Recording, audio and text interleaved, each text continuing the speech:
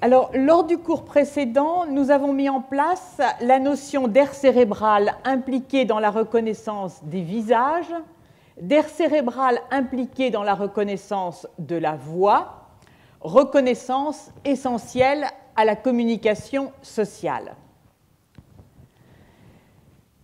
Dans la continuité du cours précédent, nous allons aujourd'hui nous intéresser à plusieurs aspects, mais tout d'abord, j'aimerais mentionner le séminaire qui suivra par Martine Osberger sur le chant des oiseaux et qui s'intègre, comme vous allez le voir, parfaitement avec les éléments du cours que je discuterai surtout en fin de cours, sur en particulier la boucle audiophonatoire. Bon, je m'arrête un instant. Si vous voulez vous venir plutôt devant, parce que... Bon.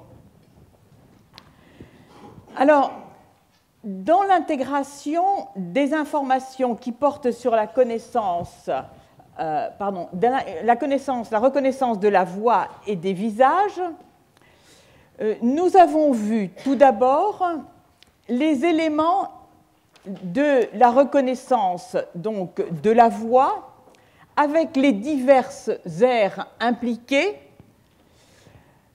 en particulier donc au niveau du sillon temporal supérieur. Nous avons vu ensuite comment se met en place la détection de la voix, mais très succinctement. Donc aujourd'hui, nous allons voir, premièrement, la façon dont s'intègre la reconnaissance de la voix et des visages pour la reconnaissance des personnes. Puis, nous allons ensuite de ça nous intéresser sur les aspects développementaux et donc aller plus avant sur la mise en place de la détection de la voix chez l'enfant, soit l'ontogénie de la reconnaissance de la voix chez l'homme, que nous allons introduire dans un contexte plus général, à savoir l'ontogénie de la détection des paramètres sonores chez l'homme. Nous nous intéresserons en particulier à d'autres aspects un peu différents également, mais qui nous a semblé important d'aborder, qui concernent les aspects linguistiques et le rôle que joue la communication sociale dans les apprentissages linguistiques du tout petit. Enfin, nous nous intéresserons à la production vocale par la perception auditive, comment des erreurs de production sont décelées par le locuteur quand il émet certains sons et comment il va être amené à les corriger immédiatement. Alors, il s'agit d'un mécanisme essentiel qui a un grand nombre de traductions que nous verrons. Alors, j'en viens tout de suite à l'intégration audio-vocale. Je vous rappelle donc tout d'abord les centres de détection de la voix que nous avons mis en évidence, les aires au niveau de l'hémisphère droit, dans le sillon temporal supérieur, abrégé en STS, dans la partie centrale et antérieure principalement, c'est-à-dire hors du cortex primaire, auditif primaire, hors de sa ceinture et hors de sa paraceinture. Et nous avons vu les efforts faits en imagerie fonctionnelle, magnétique ou utilisant les infrarouges proches pour détecter ces régions d'activité. Et nous nous sommes intéressés au profil d'activation qui commence à émerger dans ces régions et qui permettent de mettre en évidence des profils qui ont une certaine proximité que l'on peut rassembler sous la forme de ces diagrammes, proximité soit pour la détection des voix, soit pour la détection des voyelles, avec une bonne corrélation en ce qui concerne la détection des voix avec la fréquence fondamentale du locuteur et en ce qui concerne les voyelles, les éléments essentiels de leur reconnaissance, à savoir les formants F1 et F2.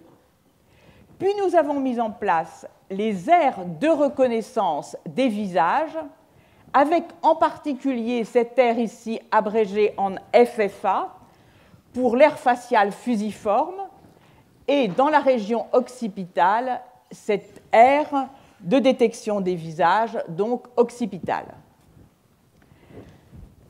Alors, j'ai déjà donné les éléments de ce qui va nous intéresser dans ce cours, et donc je vais passer maintenant directement au traitement de la voix associée à des signaux visuels, à la reconnaissance audiovisuelle des visages. Alors, dans la reconnaissance intégrée des voix et des visages, la première question posée est la suivante. Existe-t-il des traces décelables par imagerie cérébrale fonctionnelle d'une intégration des deux types de stimuli sensoriels?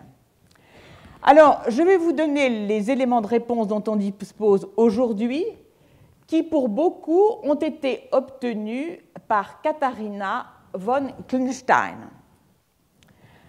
Un premier manuscrit, ici, publié en 2006 dans le journal PLOS Biology, avec Annelise Giraud, donne des éléments de réponse. Quel est-il? On va utiliser ce que j'ai mentionné déjà à plusieurs occasions, c'est-à-dire le priming implicite. Dans ces tests, les participants vont être amenés pendant quelques minutes, 18 minutes, à apprendre un certain type d'association auditive et visuelle. Puis ensuite de ça, on va tester ce que devient leur réponse vocale. Qu'est-ce qui différencie leur réponse vocale initiale versus leur réponse vocale après cet apprentissage audiovisuel? Et on va s'intéresser à deux aspects, les aspects d'imagerie fonctionnelle et les aspects de performance. Alors, les tests sont les suivants. La détection de la voix, et le contrôle est une détection de la sonnerie d'un téléphone. Les participants à l'étude sont divisés en deux groupes. L'un des groupes va apprendre l'association de nos deux signaux auditifs, sonnerie et voix, avec l'association d'un visage. Pour la voix et pour la sonnerie, l'association avec un type de téléphone portable particulier. L'autre groupe va apprendre lui aussi à associer des signaux auditifs et visuels, toujours pour le signal auditif, la voix et la sonnerie, mais pour le signal visuel, ce sera le prénom écrit du locuteur et pour la sonnerie du téléphone, la marque du téléphone portable. Alors, les résultats en imagerie fonctionnelle. Lorsque l'on regarde la réponse du cortex auditif, du cortex en général, après ces apprentissages, on voit qu'elle se modifie et qu'en particulier, lors de la réponse à la voix seule, on a une réponse dans la région qui reconnaît les visages. Par conséquent, bien sûr, il y a une réponse dans la région qui reconnaît la voix, mais également dans la région qui reconnaît les visages, alors que la deuxième stimulation, qui va être accompagnée du scanner, ne comporte pas de stimulation visuelle. Par conséquent, on voit que s'est formée, lors de l'apprentissage, une association fonctionnelle entre voix et visage que l'on peut rappeler en présentant simplement la voix. Alors, je passe sur ce schéma un peu complexe, mais qui indique en réalité ce qui se passe lors de l'association des voix et des visages. Eh bien, on change les connexions existantes auparavant pour une connexion majeure, cette fois-ci, entre voix et visage. Qu'en est-il des performances fonctionnelles? Alors, tout d'abord, ce que j'ai oublié de dire, c'est oui ou non, que se passe-t-il en termes au niveau cortical lorsque l'on va non pas s'intéresser à la réponse de la voix en ayant soustrait la réponse à la sonnette, mais dans l'autre sens, la réponse de la sonnette en ayant soustrait la réponse de la voix? Eh bien là, on n'observe rien. Qu'en est-il maintenant des aspects fonctionnels? Alors, les aspects fonctionnels, vous les voyez ici, et on va s'intéresser à l'augmentation du taux de reconnaissance de la voix et de la sonnette dans les conditions où la voix a été associée, ou la sonnette ont été associées à un signal vidéo, ou ont été associées au nom, le nom de la personne ou la marque du téléphone. Eh bien, on voit qu'en termes de reconnaissance sur la sonnette, il n'y a pas de variation de taux de reconnaissance, il n'y a pas d'amélioration, que l'on ait présenté la sonnette avec le portable ou la sonnette avec le nom du portable. À l'inverse, dans ces tests, lorsque on a présenté la voix avec un signal visuel, qu'il s'agisse d'un signal visuel dans lequel ce qui a été associé, c'est le visage ou le nom, dans les deux situations, on améliore la performance. On améliore la performance donc, de la reconnaissance de la voix, mais on l'améliore beaucoup plus significativement si c'est un visage qui a été associé que si c'est le nom de la personne. Donc, on en conclut qu'il se crée bien, lors de l'apprentissage, un couple audiovisuel, un couplage fonctionnel audiovisuel, qui se traduit donc au niveau des aires stimulées comme au niveau des tests fonctionnels. Alors, si on pense à un couplage, on peut se demander, est-ce qu'il y a des traces dans le cerveau pour la possibilité d'un tel couplage? Est-ce qu'il y a des réseaux neuronaux qui pourraient de fait sous-tendre un tel couplage? Alors, à nouveau, on va retrouver l'imagerie, cette fois-ci, pour la tractographie qui va nous permettre de déceler les fuseaux, les faisceaux de substances blanches dont j'ai parlé la dernière fois. Et ce que, dans un autre manuscrit, les mêmes auteurs ont fait, un manuscrit publié en 2011, c'est de regarder l'existence de faisceaux qui unissent les aires de détection de la voix versus les aires de détection du visage. Alors, l'aire de détection du visage, que j'ai présenté jusqu'à présent comme un bloc unique, abrégé en FFA, en réalité est divisée en deux parties.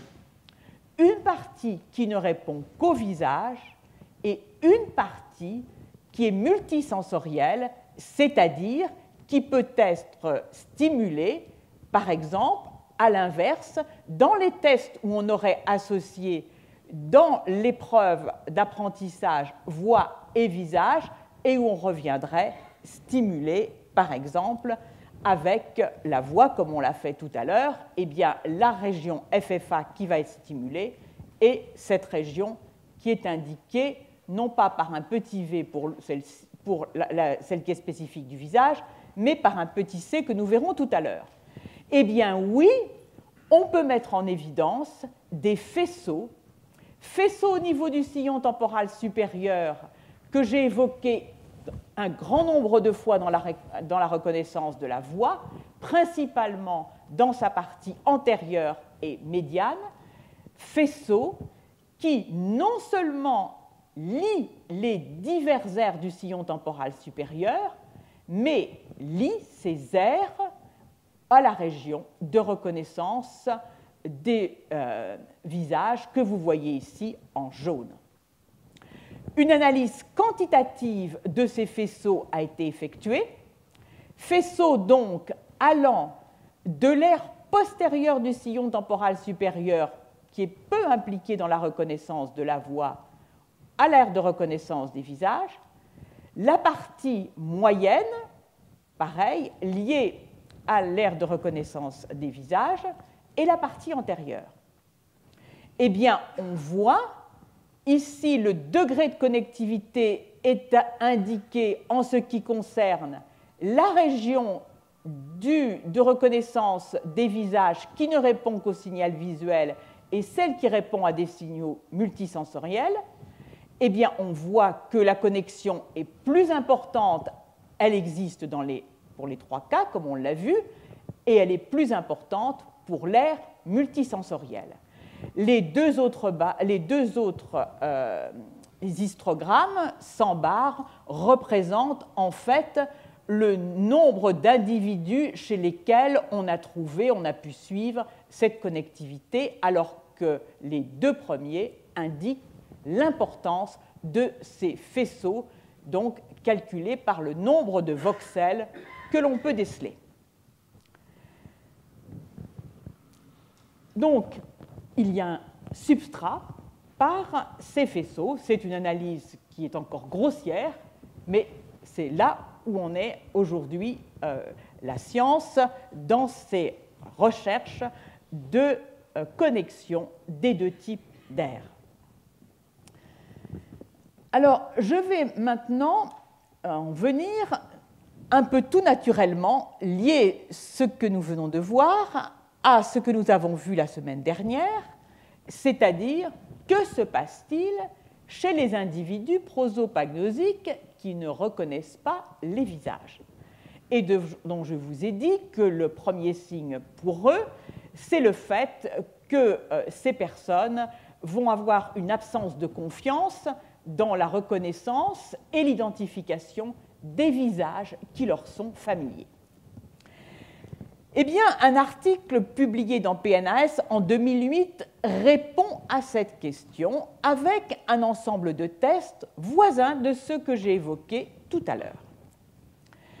Il s'agit dans ce test d'avoir, comme tout à l'heure, une période d'apprentissage qui va associer des signaux auditifs et des signaux visuels. Mais la question qui va ensuite être posée, lorsqu'on va représenter exclusivement à nouveau le signal auditif, c'est: reconnaissez-vous le locuteur? Pouvez-vous dire, reconnaissez-vous ce qu'il dit? Donc, dans un cas, c'est la reconnaissance de la voix qui est explorée, et dans un autre, c'est le contenu sémantique.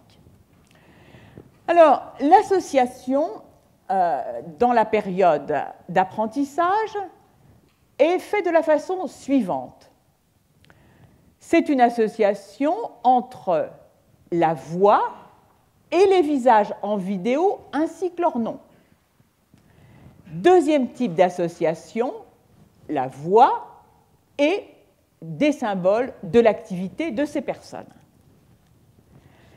Parmi les participants à l'étude, certains sont atteints de prosopagnosie, d'autres non.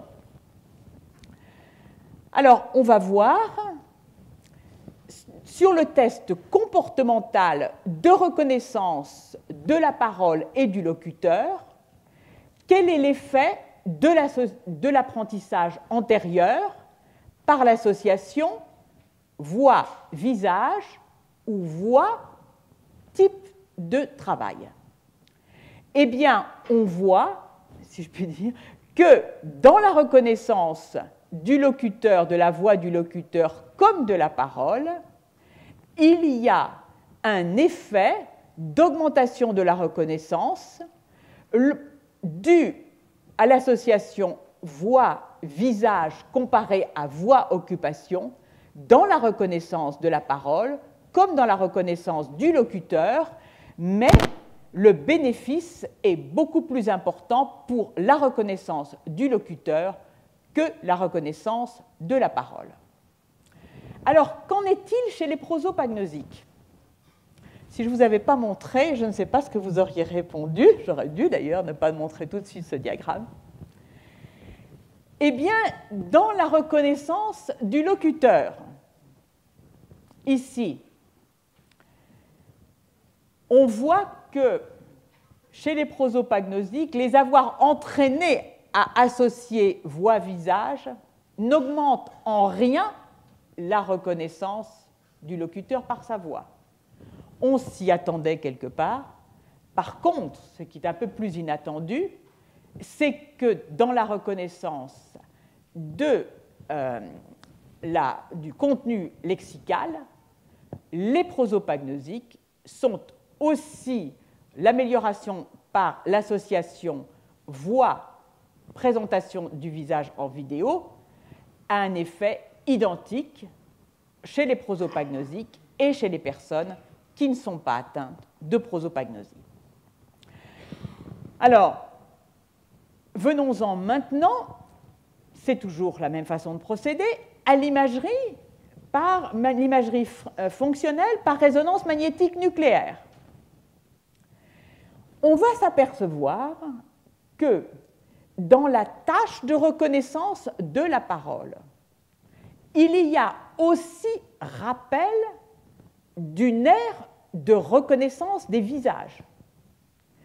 Mais alors que dans la tâche de reconnaissance du locuteur, c'est l'aire fusiforme dont j'ai parlé tout à l'heure, abrégée par FFA, dans la reconnaissance du contenu lexical, c'est une autre aire, elle aussi située dans le sillon temporal supérieur, mais c'est une aire qui, en réalité, reconnaît la mobilité des visages. D'où, de ce fait, les résultats quantifiés ici que vous voyez, les réponses des aires STS de reconnaissance des visages et FFA de reconnaissance des visages, dans la tâche de reconnaissance de la parole, chez les contrôles en orange, chez les prosopagnosiques en vert, même résultat, c'est simplement une quantification. Et ici, alors, aux surprises, dans la reconnaissance du locuteur, on a bien une activation, comme je l'ai dit tout à l'heure, de la réponse de reconnaissance des visages dans la réponse FFA, mais elle est aussi présente chez les prosopagnosiques. Alors, une façon pour se tirer de cette situation, pour voir quelle est la signification réelle derrière ces moyennes, c'est d'analyser une à une les réponses chez les différents participants. Et c'est ce que représentent les graphes E et F, où on va examiner s'il existe une corrélation entre les variations dans l'intensité du signal BOLD, du signal donc d'imagerie fonctionnelle, et le bénéfice que tire le patient dans la tâche de reconnaissance de la parole, ici en E, et dans la tâche de la reconnaissance du locuteur, ici en F, de l'association dans l'apprentissage avec la présentation en vidéo du locuteur. Eh bien, on voit qu'en ce qui concerne la reconnaissance de la parole, on a une droite qui indique une excellente corrélation aussi bien chez les contrôles que chez les personnes atteintes de prosopagnosie. En revanche, en ce qui concerne la reconnaissance de la face, on voit que cette droite existe chez les contrôles, mais qu'il n'y a pas de corrélation, voire une corrélation inverse chez les prosopagnosiques. Donc, ceci m'amène à conclure qu'il existe deux systèmes qui associent voix et visage dans un apprentissage, systèmes qui vont permettre, en ne rappelant lors du test que la voix d'obtenir une réponse dans les aires visuelles, l'un de ces systèmes correspond à la reconnaissance du locuteur et est en quelque sorte un système statique, l'autre qui correspond à la reconnaissance du contenu lexical fait intervenir les aires visuelles qui détectent les mouvements liés à la parole, les mouvements orofaciaux liés à la parole. Alors, nous allons maintenant passer à une deuxième partie de ce cours. Nous allons discuter de l'ontogénie de la reconnaissance des paramètres sonores chez l'homme. Je vais vous montrer qu'il s'agit d'un processus de maturation par étapes, que l'environnement joue un rôle, et l'ensemble de cette introduction, qui sera un peu longue, vise à mettre en contexte l'ontogénie de la reconnaissance de la voix et le développement des centres cérébraux associés.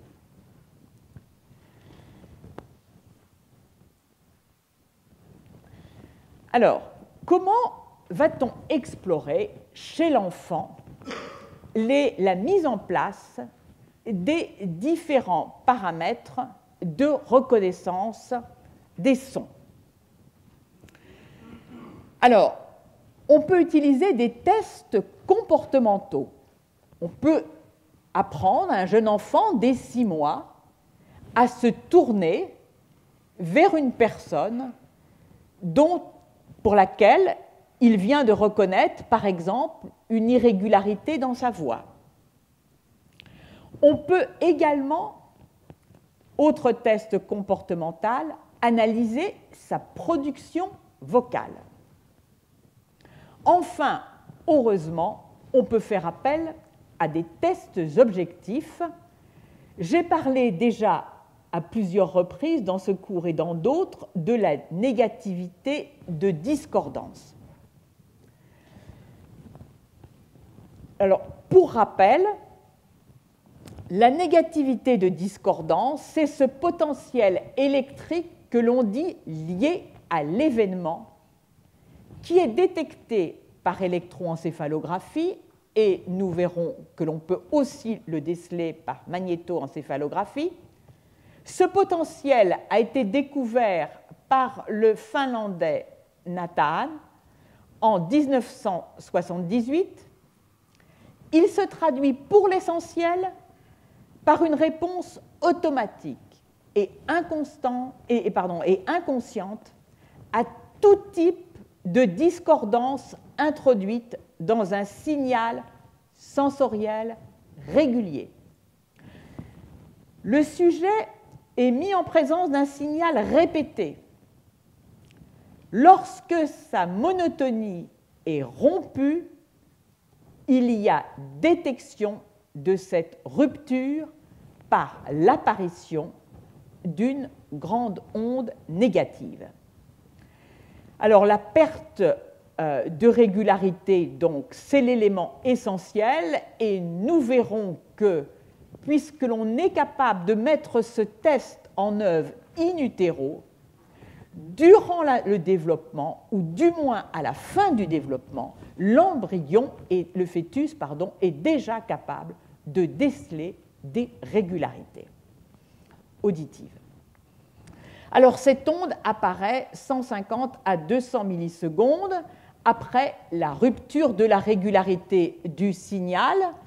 Ici, une représentation que j'ai extraite d'une communication de Ghislaine de Haine et qui illustre ce que je viens de vous dire, c'est-à-dire sur le scalp, vous allez le voir, on va poser un certain nombre d'électrodes, et l'onde qui nous intéresse est cette onde négative déclenchée par l'événement. Alors, on va donc disposer un ensemble d'électrodes à la surface du scalp, 124. Ici sont identifiées les 4 régions, mais celle qui nous intéresse le plus, c'est bien sûr la région du cortex auditif qui se situe là, la région temporale, et elles sont donc, c'est là que vont être enregistrées les réponses sous les électrodes. On s'intéresse en règle générale peu aux réponses médianes. Un résumé de l'ontogénie de la détection des sons chez l'homme. Nous allons voir les données in utero de la magnétoencéphalographie et les données acoustiques. En période postnatale, voici quelques éléments. De la naissance jusqu'à 9 à 10 ans, la discrimination fréquentielle s'affine. À 2 mois, par la négativité de discordance, on peut dire que la discrimination est de 6% pour des sons purs. Mais l'on retrouve ce que l'on sait chez l'adulte, c'est-à-dire que dans la discrimination fréquentielle, la discrimination est bien meilleure si l'on utilise des sons harmoniques que des sons purs. À 2 mois, la discrimination fréquentielle est de 2% avec les sons harmoniques et de 6% avec les sons purs. À 2 mois, un enfant reconnaît une musique qui lui est familière. On peut voir ça sur des tests comportementaux et on peut montrer qu'il préfère la consonance à la dissonance. Entre 2 et 3 mois, il commence à percevoir la fréquence fondamentale manquante. À 4 mois, il perçoit dans une mélodie si elle est ascendante ou descendante. Au moins à 6 mois, on peut montrer qu'il est capable de ségréger les fréquences. Et entre 6 et 9 mois, 6 et 12 mois, on voit qu'il acquiert une reconnaissance de sa langue maternelle par rapport à une langue étrangère. Et je discuterai dans ces aspects le rôle de l'interaction sociale.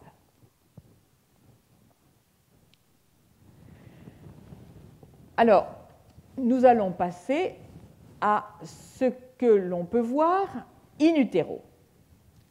Je vous rappelle que le système auditif est développé quasiment totalement avant la 20e semaine de gestation. Il semble que dès la 19e semaine, on puisse observer des réactions motrices du fœtus à des sons de faible fréquence, 500 Hz. Puis, à partir de la 24e semaine, progressivement, on aura des réponses systématiques et qui atteignent des réponses pour des fréquences de plus en plus élevées. À la 35e semaine, il répond à 3 kHz, c'est juste pour mémoire, la grossesse chez l'homme dure 39 semaines. Alors, les enregistrements de négativité de discordance chez des prématurés en bonne santé montrent qu'entre la 30e et la 35e semaine, ils discriminent les fréquences. Alors, un mot sur ce que le fœtus perçoit. L'abdomen de la mère, avec le liquide amniotique, se comporte comme un filtre passe-bas. En conséquence, la voix masculine y est mieux perçue que la voix féminine.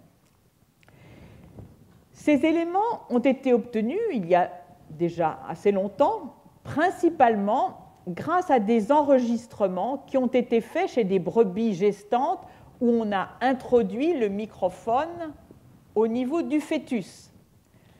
Et on a pu enregistrer des phonèmes,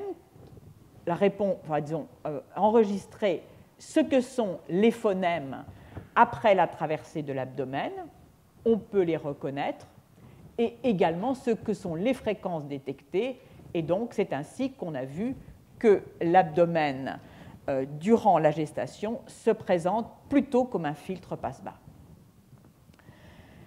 Alors, il y a non seulement discrimination fréquentielle in utero, mais il y a aussi perception des contours mélodiques, en particulier prosodiques. Comment le sait-on? Eh bien, grâce à un travail dont d'autres travaux auparavant avaient suggéré que tel était le cas, mais enfin ce travail a permis d'aboutir à une conclusion robuste. C'est un travail qui a été fait en 2009, publié dans Courant Biology par Kathleen Wermke. Et donc qui s'inscrit sur un travail qui est souvent cité, après un travail souvent cité, bien antérieur, publié en 1986 par De Casper.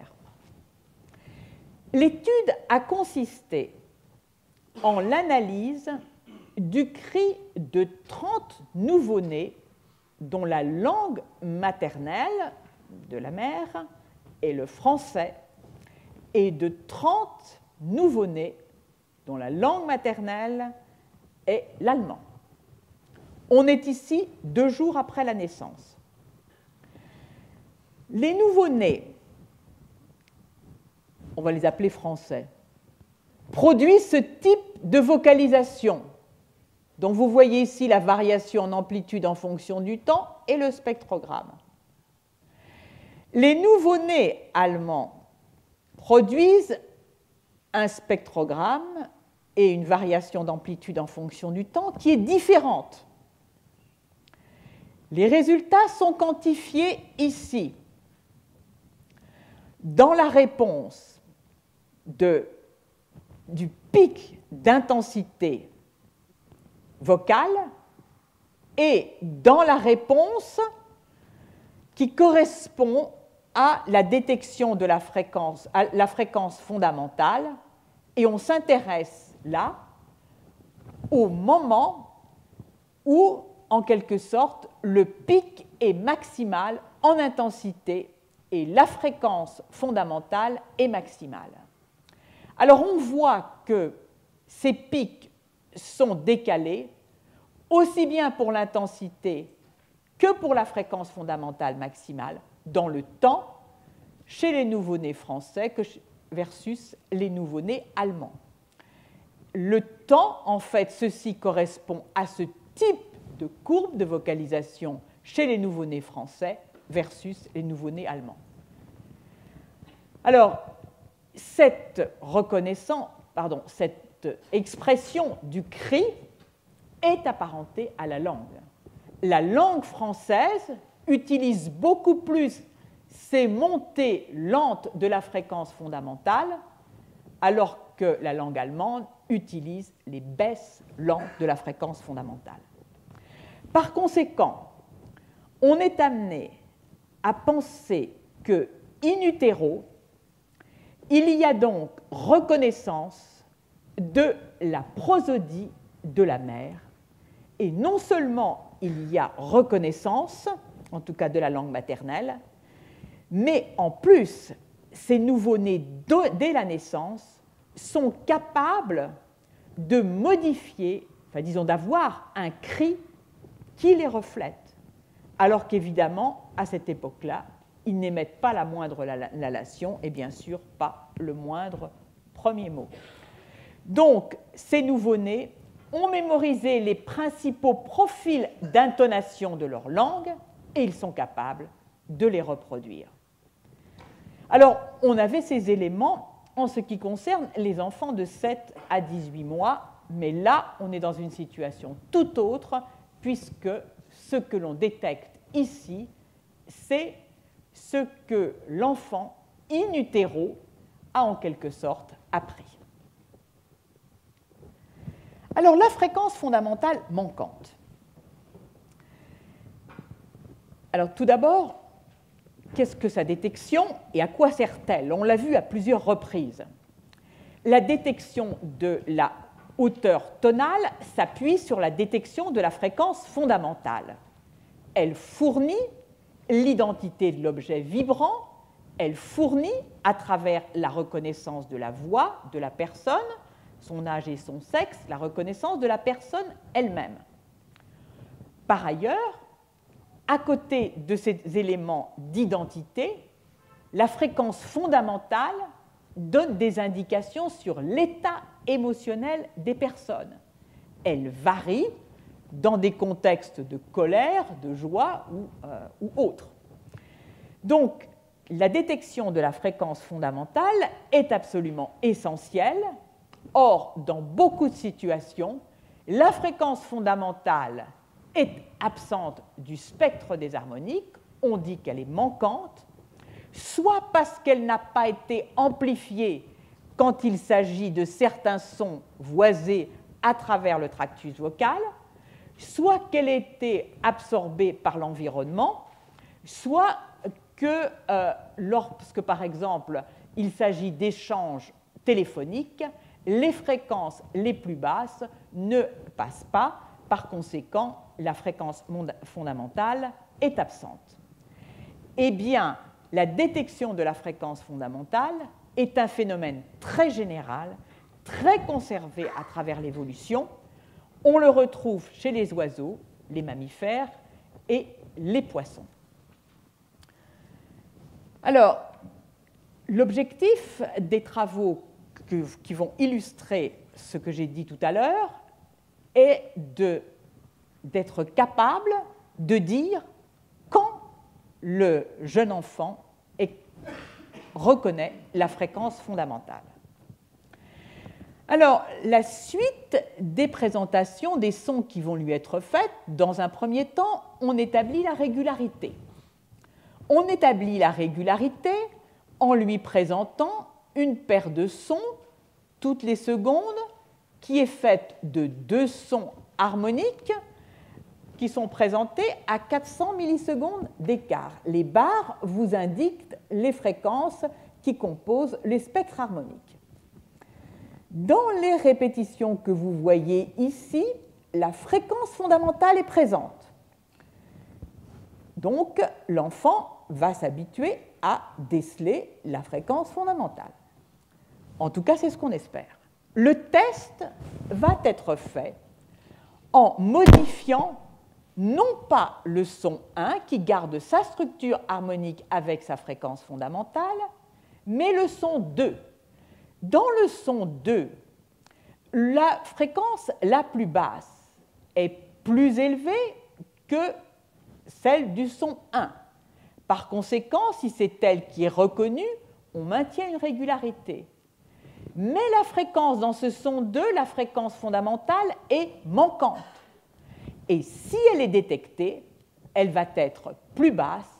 Par conséquent, on crée une rupture dans ce qui est perçu par l'enfant. Alors, voyons les résultats.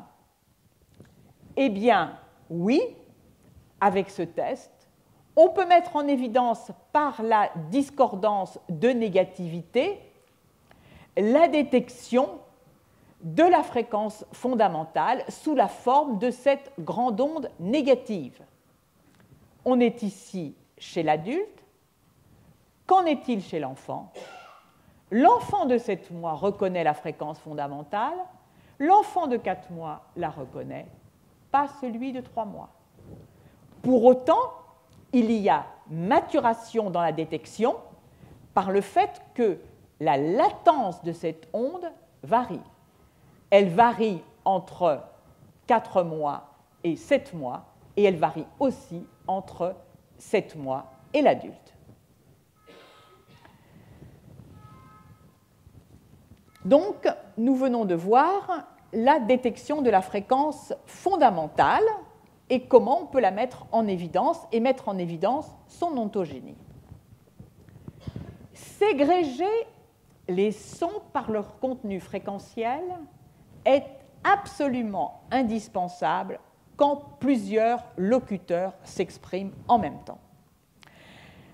Lors du cours précédent, ou plutôt lors de la discussion qui a suivi, la question a été posée: comment peut-on reconnaître, ségréger la voix de 2 locuteurs? Eh bien, les éléments fréquentiels sont absolument essentiels.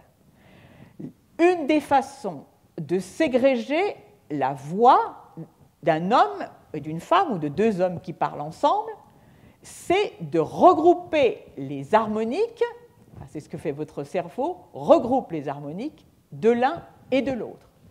Et dans ce regroupement d'harmoniques, il va effectivement avoir une information temporelle, puisque ces harmoniques vont varier de façon concomitante.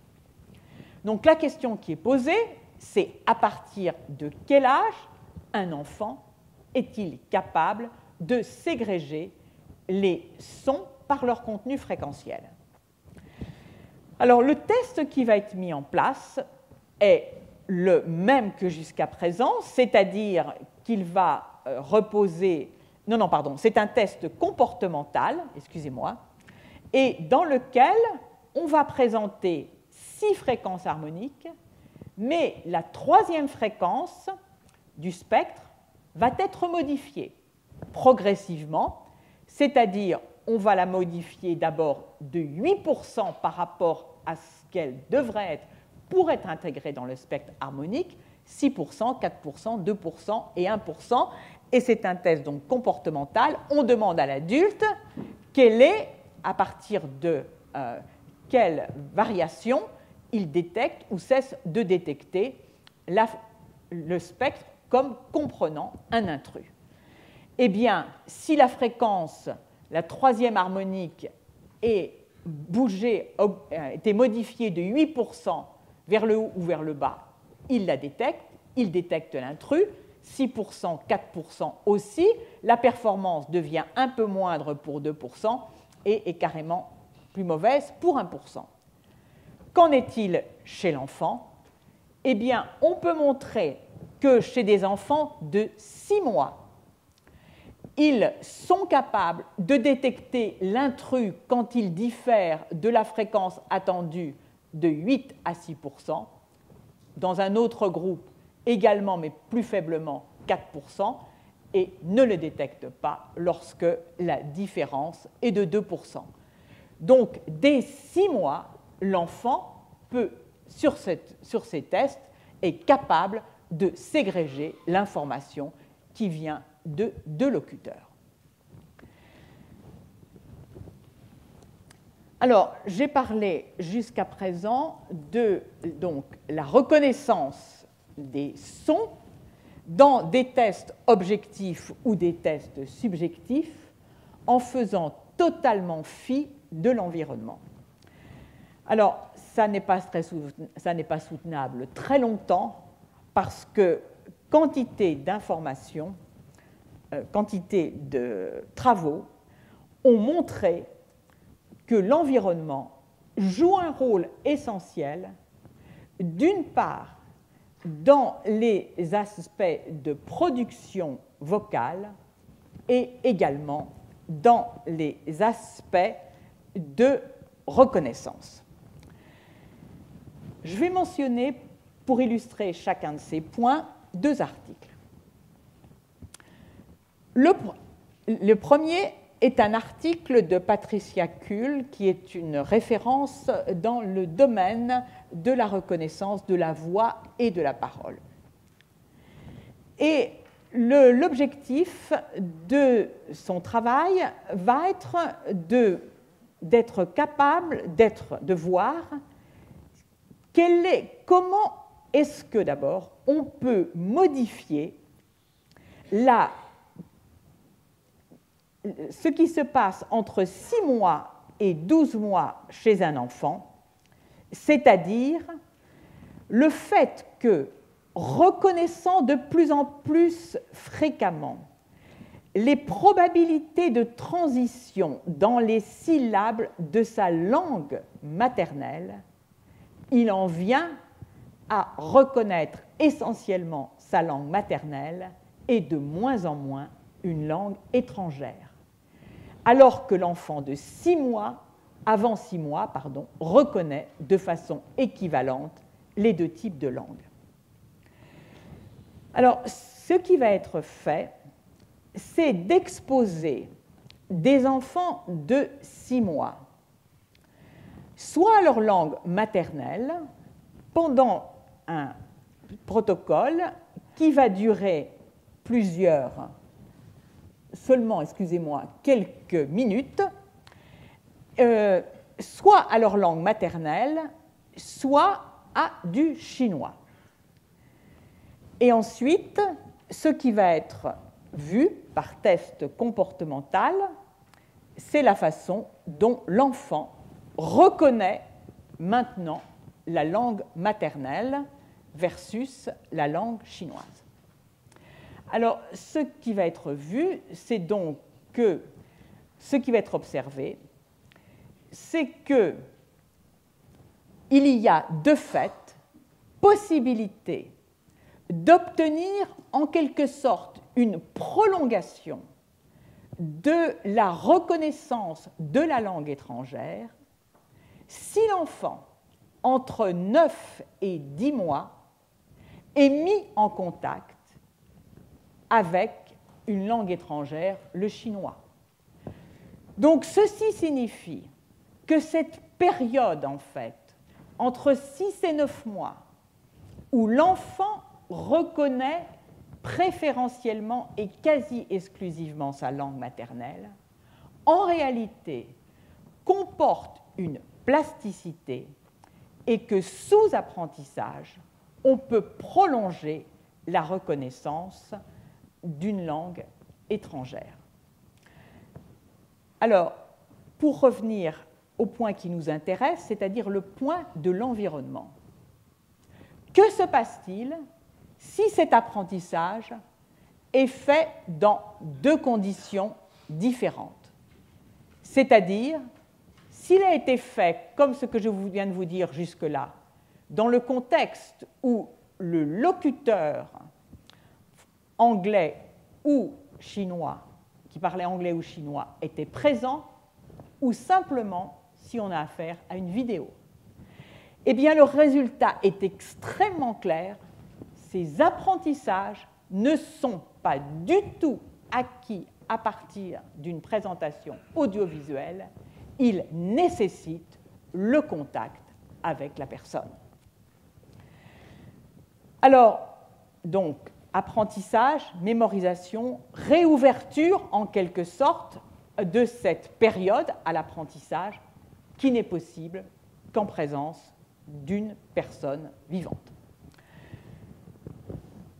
Maintenant, je voudrais donner un autre exemple pour mettre en perspective la production vocale, cette fois-ci, exemple qui montre que la production vocale est elle aussi dépendante du contact avec une personne.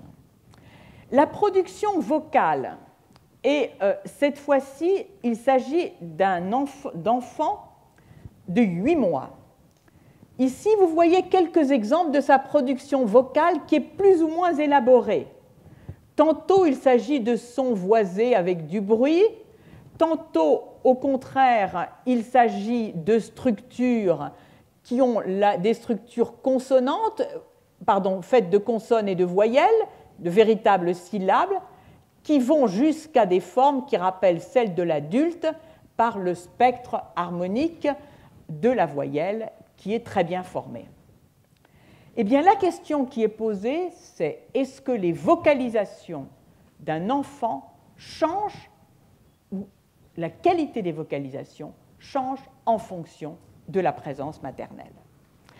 Le test est un test comportemental dans lequel la mère qui va intervenir n'est pas au courant de la finalité du test.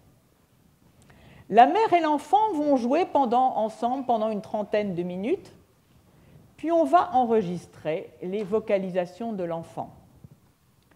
Ensuite, la mère, dont nous allons voir ici qu'elle porte des écouteurs, et l'enfant porte bien sûr un microphone, va recevoir pour directive de la part de l'expérimentateur soit de se porter à proximité de l'enfant, de lui sourire, soit au contraire d'avoir une attitude distante.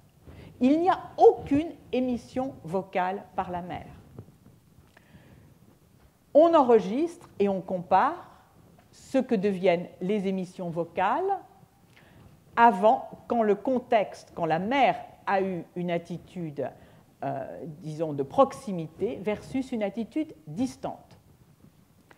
Eh bien, on va se concentrer ici, le nombre des vocalisations ne change pas.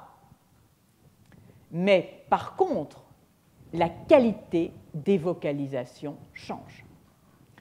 Donc, ces deux exemples étaient là pour illustrer, puisque jusqu'à présent nous n'avons parlé que de paramètres de changement hors contexte, et parler également de signaux audiovisuels strictement dans des contextes où la partie visuelle était représentée par de la vidéo. On peut se dire que ces tests, s'ils étaient refaits avec des personnes vivantes, donneraient des résultats bien plus significatifs. Alors, je me vais maintenant brièvement discuter la reconnaissance, le traitement de la voix. La reconnaissance de la voix, nous l'avons déjà vu en ce qui concerne certains aspects, puisque nous avons pu montrer que in utero, l'enfant reconnaît la voix, puisque son cri à la naissance va être différent selon la langue maternelle de la mère. Alors, nous allons voir ce que l'on sait des aires cérébrales de la voix chez l'enfant. Les questions qui sont posées sont les suivantes. Quand sont-elles activées? Où sont ces aires? Y a-t-il un changement entre l'enfant et l'adulte? Et autre question, peut-on mettre en évidence des aires qui correspondent à des aires de reconnaissance du contenu émotionnel de la voix? Alors là, je vais aller assez rapidement. Je voudrais simplement signaler deux travaux parce que, comme ils donnent des résultats en partie concordants, mais en partie différents, ils me permettent d'attirer votre attention sur le fait que les techniques utilisées pour détecter l'activité fonctionnelle cérébrale n'ont pas la même résolution.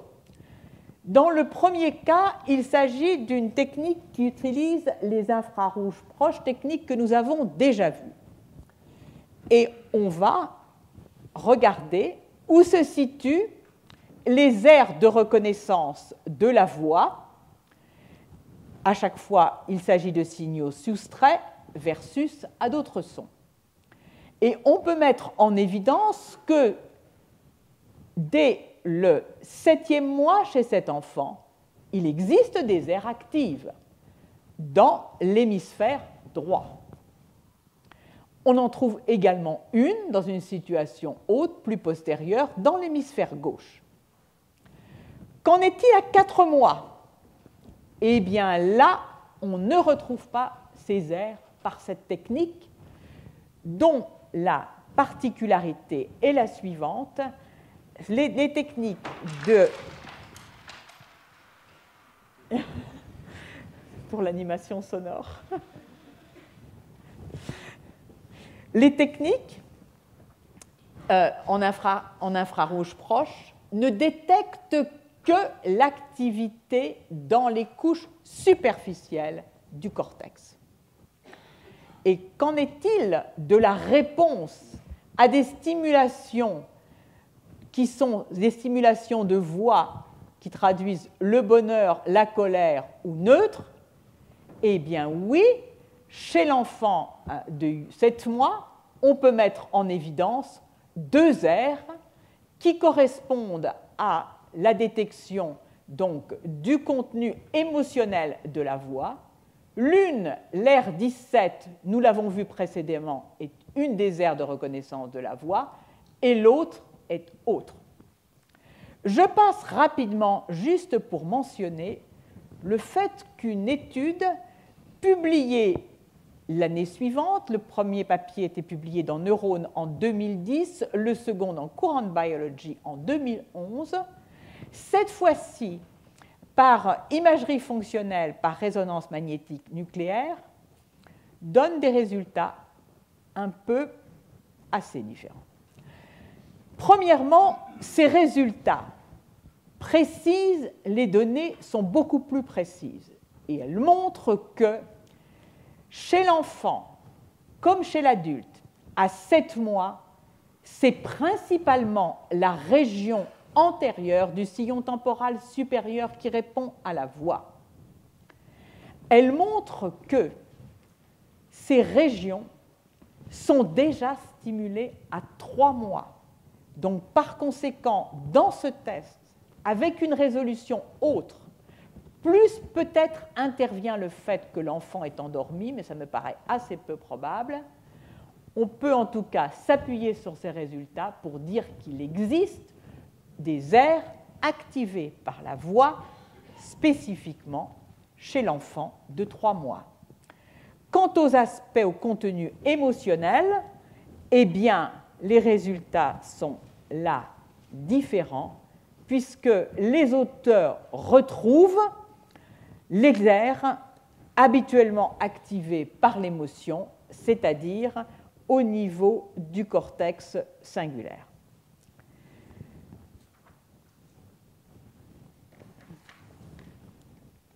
Alors, comment varie l'anatomie? Nous avons vu les variations dans la détection, les tests fonctionnels. Y a-t-il maturation anatomique, maturation que l'on puisse mettre en évidence? Eh bien oui, et à nouveau, nous retournons à la tractographie.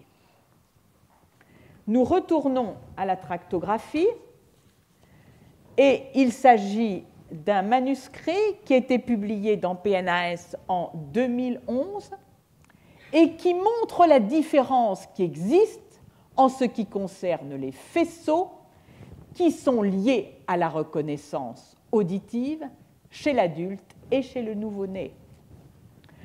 La différence majeure est l'absence de ce faisceau bleu que vous voyez ici, faisceau dorsal qui connecte le cortex temporal, le cortex auditif, via le faisceau arqué et via le faisceau longitudinal supérieur au gyrus frontal inférieur, c'est-à-dire à l'aire de Broca, l'aire ou la zone de production des paroles articulées.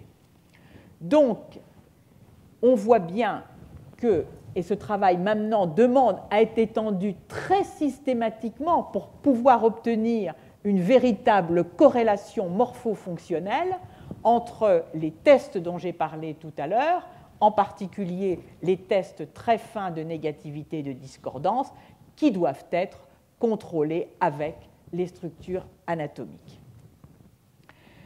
Alors, j'en viens maintenant à la boucle audiophonatoire. Alors, la boucle audiophonatoire, beaucoup la connaissent peut-être sous le nom d'Étienne Lombard, qui l'a découverte. Alors, nous allons voir l'effet Lombard. Je donnerai quelques éléments qui illustreront les paramètres qui sont importants dans cet effet. Dans le cours d'aujourd'hui, je me limiterai à l'harmonicité essentiellement. J'en profiterai pour donner quelques notions sur l'existence de neurones qui détectent l'harmonicité.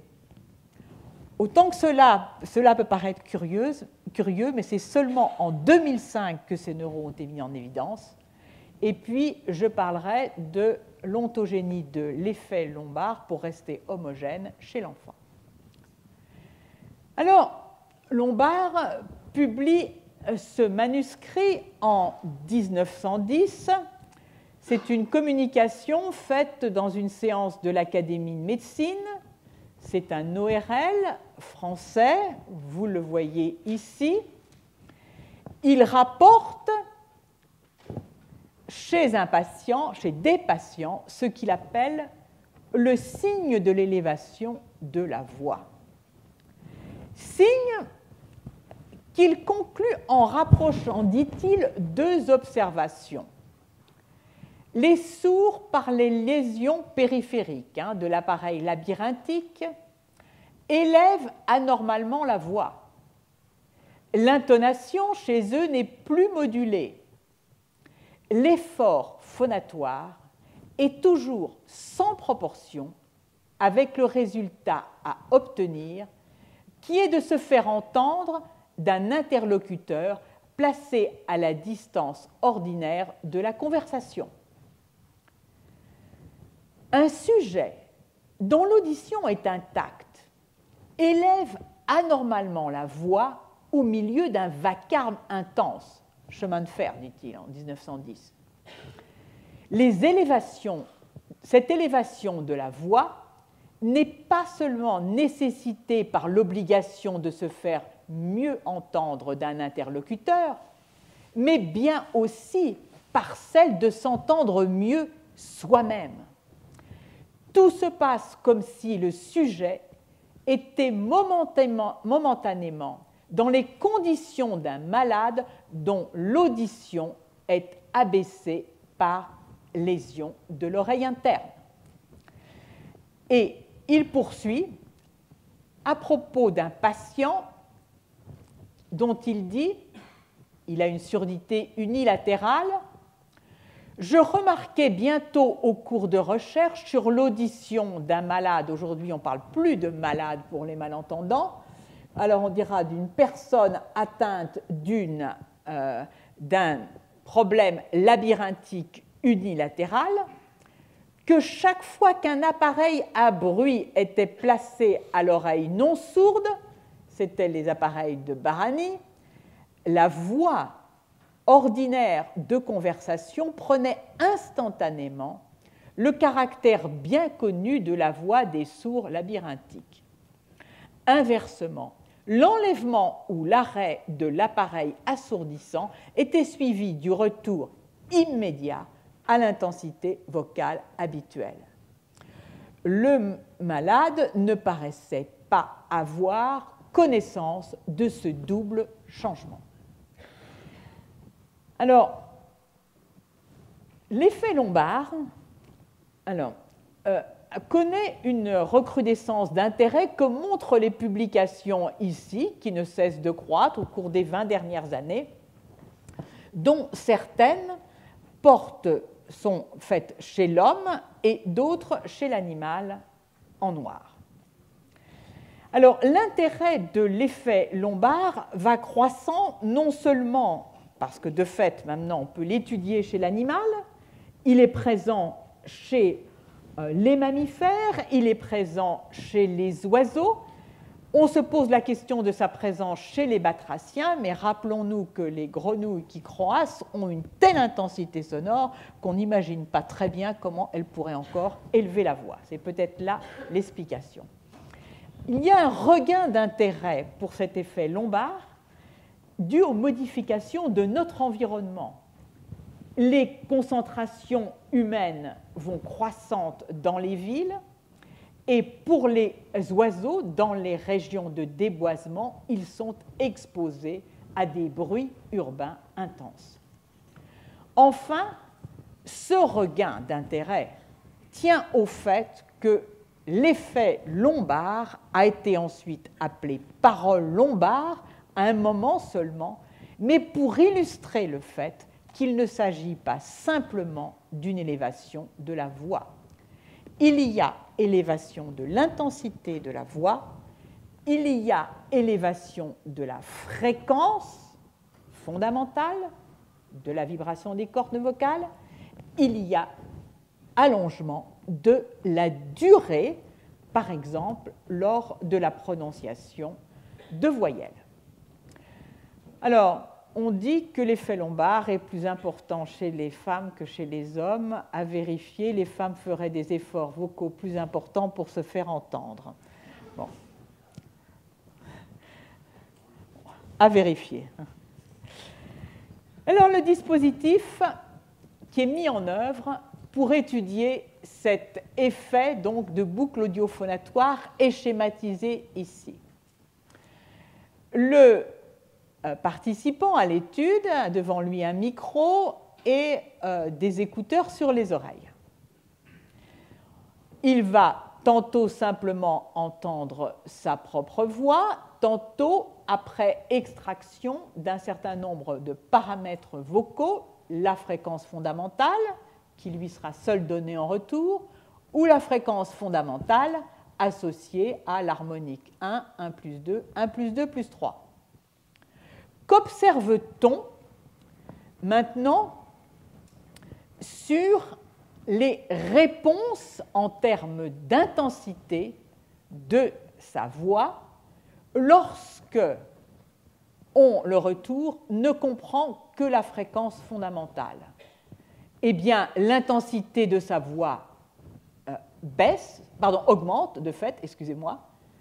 Ici, le contrôle lorsque l'ensemble de la voix a été restitué, l'intensité de la voix augmente bien plus, et lorsque les harmoniques sont associées, on voit donc une réponse intermédiaire qui signifie que dans la boucle audiophonatoire interviennent les harmoniques, mais on voit bien qu'interviennent non seulement la fréquence fondamentale et les harmoniques, mais d'autres contenus qui ne sont pas encore explorés. Alors, tout ceci, depuis longtemps, ce dont j'ai parlé la dernière fois et ce dont j'ai parlé aussi cette fois-ci, met l'accent sur le rôle essentiel de l'harmonicité. Je vous l'ai dit à plusieurs reprises, la détection de hauteurs sonores, la discrimination fréquentielle sont toujours bien meilleures lorsque l'on a un spectre d'harmonique qu'un son pur. Alors, les chercheurs ont essayé de voir s'il existait dans le cortex auditif ou le cortex temporal, plus généralement, des neurones qui répondent au son harmonique. Alors, ici, vous voyez en A un neurone que l'on dira sélectif de la hauteur tonale et un autre non. Ces neurones, qui sont en grand nombre dans certaines aires, répondent dans ce premier papier à la fois au son pur et à des sons harmoniques, avec une fréquence fondamentale, et ça c'est le point essentiel, qui est la même que la fréquence du son pur. On cherche à chaque fois, en faisant varier le contenu spectral et le son pur, la fréquence fondamentale ou la fréquence du son pur pour laquelle le neurone répond de façon optimale. Alors là, on n'a pas encore montré, on a simplement montré que ce neurone répond à un spectre d'harmonique. Répond-il, est-il capable de déceler en quelque sorte, a-t-il une réponse quand la fréquence fondamentale est manquante? Eh bien, voici le spectre des harmoniques. Ici, la réponse. Donc, pas de réponse pour ce neurone qui ne le détecte pas. Et on va ensuite supprimer la fréquence fondamentale et ajouter une harmonique d'ordre supérieur, supprimer les 2, 3, 4 et ajouter des harmoniques encore d'ordre supérieur. Eh bien, on voit que la réponse n'est pas altérée. Donc, ces neurones, qui répondent aussi à un son pur, répondent à la fréquence fondamentale manquante. C'en est la preuve directe. Et ce que montre ce tracé, c'est qu'il y a corrélation, comme c'était illustré tout à l'heure, mais ici sur plusieurs neurones, la plupart du temps, entre la fréquence pour laquelle le neurone a la plus grande sensibilité, présentée sous forme de son pur, et la fréquence fondamentale pour laquelle il a la plus grande sensibilité. Alors, où se situent ces neurones, les premiers de ces neurones qui ont été détectés au niveau du cortex temporal? Eh bien, c'est un ensemble de neurones qui ont été analysés pour leur réponse à des sons purs et pour la réponse à des sons harmoniques et la détection de la fréquence fondamentale manquante.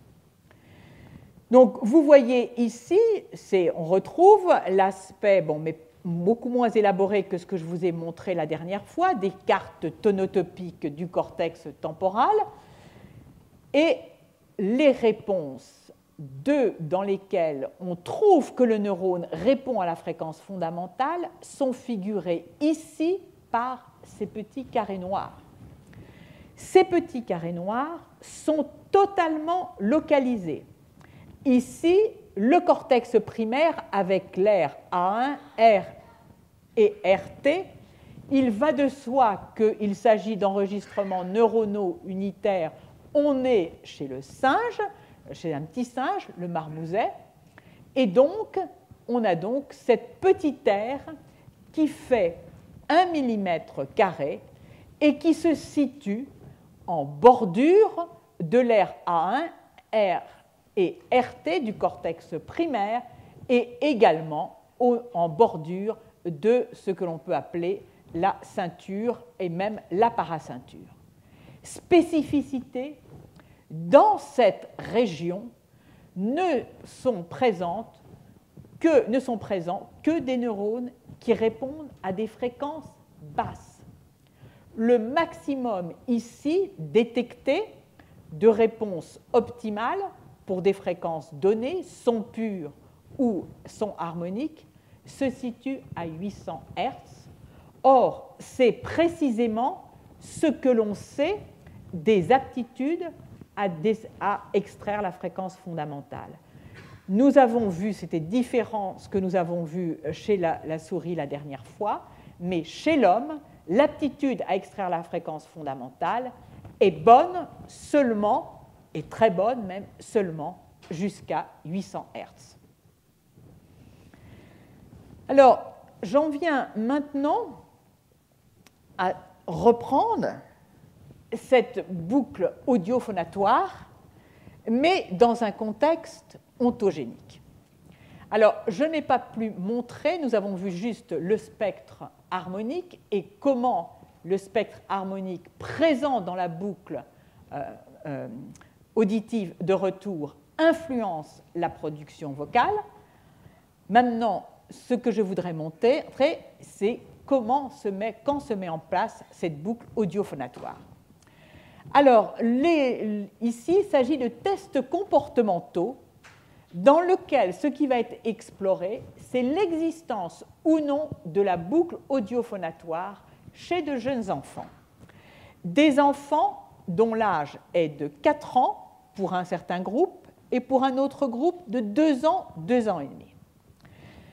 L'enfant est à côté d'un tuteur. Ils ont tous les deux donc ils entendent tous les deux le son et avec un retour. Et ce qui va être demandé à l'enfant, c'est de faire passer un petit bonhomme, un certain traverser une route en disant bed, la syllabe bed. Pendant 20 fois, donc il va dire bed, bed, bed. Très bien.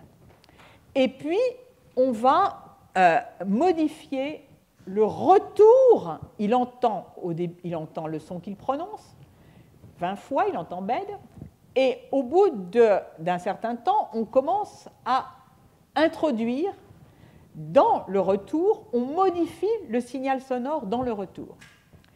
Et on le modifie de telle façon que l'on va augmenter la fréquence du formant F1 et diminuer la fréquence du formant F2. Que voit-on lorsque le test est fait chez l'adulte? On a modification de la parole avec modification, donc, cette fois-ci, non plus de l'intensité, mais du spectre des formants. On avait augmenté dans la boucle de retour la fréquence du formant F1. La prononciation va la faire baisser. On avait baissé la fréquence du formant F2. la prononciation va la faire augmenter. Qu'en est-il chez l'enfant de 4 ans? Même chose, on a bien le contrôle de la boucle de retour sur les formants. Et qu'en est-il chez l'enfant de 2 ans et demi? Eh bien, rien.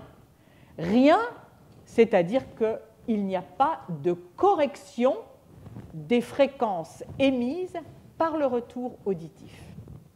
Alors ça, c'est particulièrement intéressant, mais on peut se poser 2 questions. Où le test n'est pas bon pour le jeune enfant, c'est improbable, ou bien il y a chez le jeune enfant, disons, la boucle audiophonatoire n'est pas si importante que cela pour la prononciation donc des syllabes, ici, ou des voyelles. Alors, c'est tout de même un tout petit peu curieux quelque part, mais quelque part très intéressant, parce que dans beaucoup d'hypothèses développementales, on pense que l'enfant utilise sa boucle audiophonatoire pour procéder à la correction de ses émissions vocales. Mais si on regarde de près ce diagramme, on voit qu'il y a énormément d'irrégularités dans la fréquence des formants F1 et F2 chez le jeune enfant avant l'introduction de la boucle de retour qui modifie le son qu'il perçoit par rapport au son émis. Et on en vient à se poser la question d'une instabilité dans la production vocale chez l'enfant. Et c'est ce qui est indiqué, c'est ce que montre une analyse plus fine qui a cherché en fait à voir s'il n'existait pas des traces de la correction qui n'auraient pas été vues dans les formants F1, F2, qui n'en a pas trouvé et qui s'interroge alors sur la stabilité. Et oui, la stabilité dans la prononciation des formants F1, F2 varie beaucoup. Et de là, les auteurs proposent l'interprétation suivante. Ils proposent, que je trouve assez intéressante, même très intéressante, qu'en réalité, s'il n'y a pas de mise en œuvre de cette boucle audiophonatoire chez le jeune enfant sur les formants de 2 ans, 2 ans et demi, c'est parce que l'enfant, à cette époque, fait face à une instabilité intrinsèque dans sa prononciation. Instabilité qui est due au fait que cette période est concomitante de la baisse du larynx. Par conséquent, sa prononciation se modifie constamment et proposent les auteurs, dans cette période, il serait beaucoup plus sensible à la prononciation des personnes qui l'entourent qu'à sa propre prononciation. Il serait beaucoup plus engagé dans la correction de ce qu'il émet comme son, beaucoup plus engagé par l'expression des locuteurs adultes autour de lui que par sa propre production. Alors, je vais clore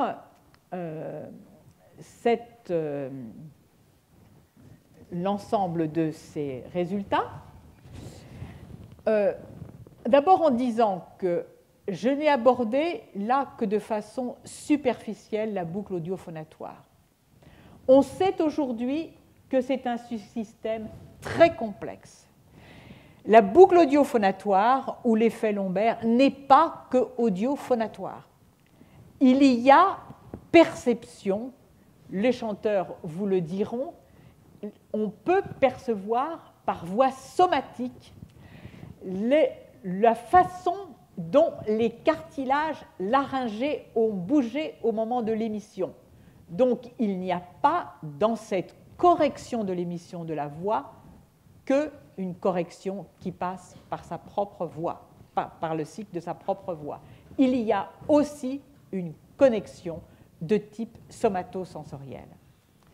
Et puis, les résultats en imagerie fonctionnelle et également par enregistrement des neurones chez le singe montrent que ce ne sont pas les mêmes neurones qui répondent au contrôle, en quelque sorte, qui répondent à l'information auditive qui va se transformer en une information motrice au niveau du larynx, selon que est pris en compte la parole de l'interlocuteur versus sa propre parole.